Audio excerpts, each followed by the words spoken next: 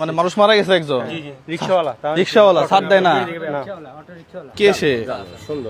হ্যাঁ, টাকার জন্য লাশ দিবে না, তাহলে কি হইলো? হ্যাঁ, এই পৃথিবীতে কি টাকাই সব নাকি?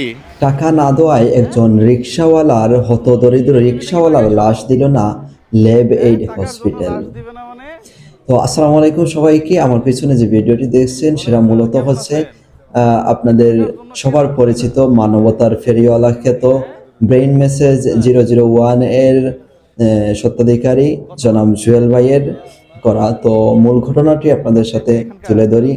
যদিও ভিডিওটি আমি জুয়েল ভাইয়ের কপি করেছি, তো জানি না উনি কপিরাইট দিবে কিনা, তো দিলে দিবে, আমার এতে কোনো আফসোস নেই। তো আমার মনে হলো যে এই বিষয়টি আপনাদের মাঝে তুলে ধরা উচিত, যার কারণে আমি ভিডিওটি আপনাদের মাঝে শেয়ার করতেছি।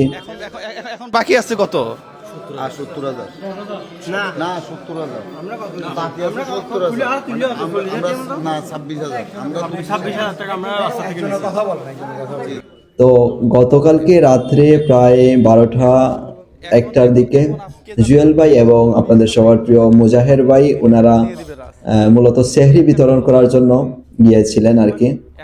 তো সেখানে ওরা সেহরি বিতরণ করতেছিলেন, তখন হঠাৎ ওরা জানতে পারেন যে ল্যাব এইডে এখানে একজন হতদরিদ্র রিক্সাওয়ালা, যার টাকা না দেওয়ার কারণে, টাকা বিলটা পরিশোধ করতে না পারার কারণে ওনার লাশটা হসপিটাল কর্তৃপক্ষ আটকে রাখছে।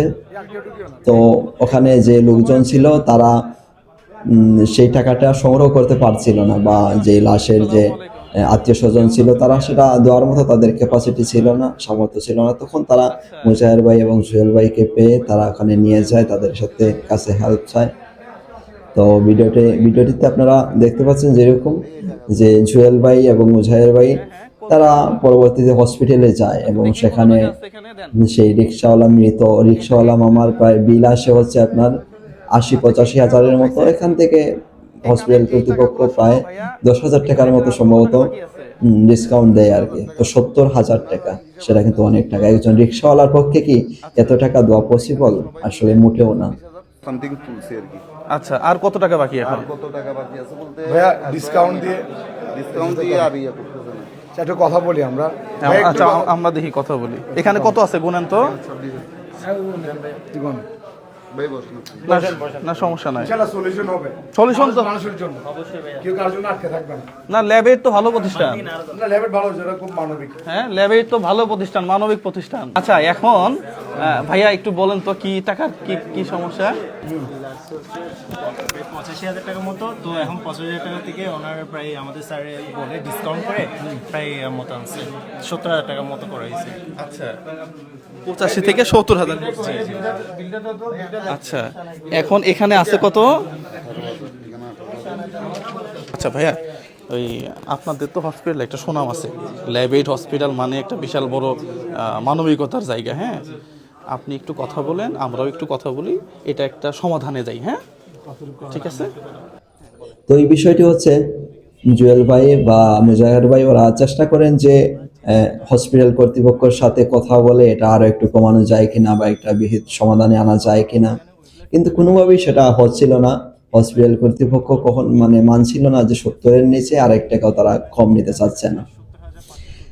তো সেখানে রোগীর বা মৃত ব্যক্তির যে আত্মীয় স্বজনরা ছিল তারা অনেক চেষ্টা করে হয়তো 20,000-25,000 টাকার মতো ম্যানেজ করে, এর উপরে তাদের সামর্থ্যে কুলায়নি এবং তারা দিতেও পারেনি, লাশটাও নিতে পারেনি।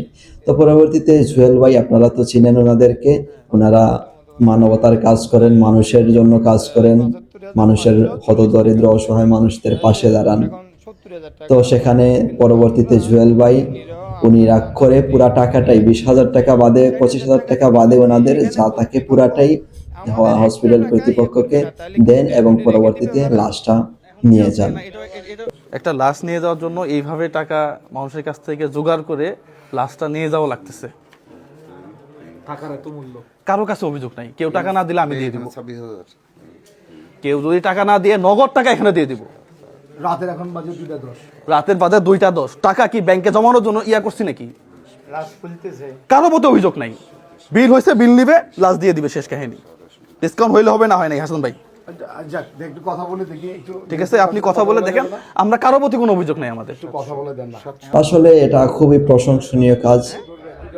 তো আমি জুয়েল ভাইকে কৃতজ্ঞতা জানাই এরকম কাজে নিজেকে এগিয়ে নেওয়ার জন্য, কাজে নিজেকে জড়িত রাখার জন্য। কালকে টাকা দিয়ে আর যে বিষয়টি আমি বলতে চাচ্ছি, আসলে হসপিটাল কর্তৃপক্ষ চাইলে কিন্তু এই টাকাটা আরো ডিসকাউন্ট দিয়ে আরো কমাইয়া রাখতে পারতো। ওরা হচ্ছে লক্ষ লক্ষ টাকার ব্যবসা করতেছে, এত বড় একটি প্রতিষ্ঠান, অনেক সুনাম রয়েছে বাংলাদেশে, কিন্তু তারা একজন হতদরিদ্র মানুষের পিছনে তারা এই টাকাটা সদকা করতে পারলো না, খরচ করতে পারলো না। এটা খুবই দুঃখজনক। তো যাই হোক, এখানে আমি হসপিটাল কর্তৃপক্ষকেও কোনো দিচ্ছি না, দোষ দিচ্ছি না বা দোষ চাপাচ্ছি না। তো যে বিষয়টি বলতে চাচ্ছিলাম, আসলে আমাদের এই জুয়েল ভাইয়ের মতো, মুজাহের ভাইদের মতো মানবিক লোক আছেন বলেই, এরকম মানবিক লোক আছেন বলেই হচ্ছে হতদরিদ্র অসহায় মানুষদের মুখে এখনো হাসি আছে এবং এখনো তারা হাসি মুখে বাঁচতে পারতেছে। এবং ওনারা তো ধন্যবাদ সবাইকে এবং বিশেষ কৃতজ্ঞতা জুয়েল ভাইকে, মুজাহির ভাইকে। আপনারা এরকম মানবিক কাজে আরো এগিয়ে যান। অনেক শুভকামনা। 70,000 না, 75,500, হ্যাঁ টাকা দিছে 5,000 টাকা যা 70,000 হ্যাঁ, আর 70,000 টাকা ডিউ আছে। হ্যাঁ, আমাদের কাছে টাকা আছে 26,700 টাকা। এটা আমাদের টাকা না, এটা একটা রিক্সাওয়ালা মারা গেছে। আমরা এই টাকাগুলা বিভিন্ন জায়গা থেকে মানুষের কাছ থেকে চাঁদা টাদা তুলে চেয়ে চিমটে নিয়ে আসছি।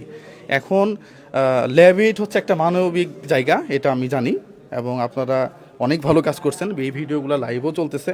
হ্যাঁ, তো আপনারা যদি একটু ডিসকাউন্ট করেন তাহলে বাংলার মানুষ আপনাদের প্রতি একটা আস্থা পাবে, এবং এই রিক্সাওয়ালাটা তাকে আমরা হয়তো নিজ গ্রামে দাম। হ্যাঁ বলেন ভাই।